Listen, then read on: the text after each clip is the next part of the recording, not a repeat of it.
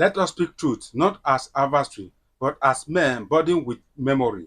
Colonialism was not simply a political conquest, it was a spiritual betrayal. It was not just the theft of land, but the attempted erosion of identity. Entire civilization with their poetry, their proverbs, their cosmologies, their secret rhythms were silenced under foreign flags and foreign goods.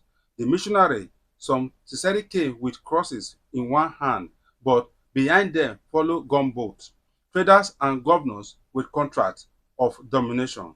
Baptismal fonts were built next to whips. Scriptures were preached beside sword. The story of Christ, who came to liberate, was too often retold in the language of control. And though many of those missionaries gave their lives in service, and some stood up to the power of empire, the broader truth remains the church did not always stand with the oppressed. Too often, it stood with the conqueror.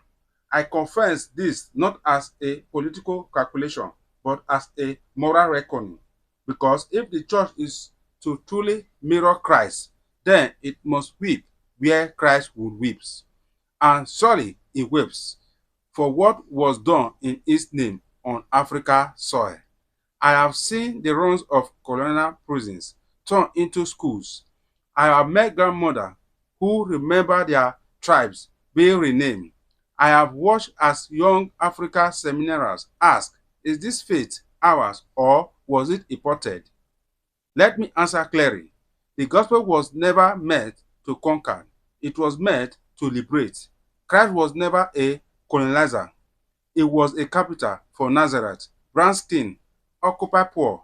And so I pledge that under this papacy, we will revisit our history, not to dwell in guilt, but to root out denial, not to perform penance with words, but to open doors with justice. The church must become not a reminder of conquest, but a refuge for cultural rebates. Let the next chapter be one written together by Africa and in African language, in full ownership of faith that was never truly foreign, but always some are destined to rise again from Africa soil on economic injustice. President TrAoRe, when you speak of bloodstain, minerals and hunger in the shadow of gold mines, you are not exaggerating. You are revealing a wound that the world was choose to dress with silence.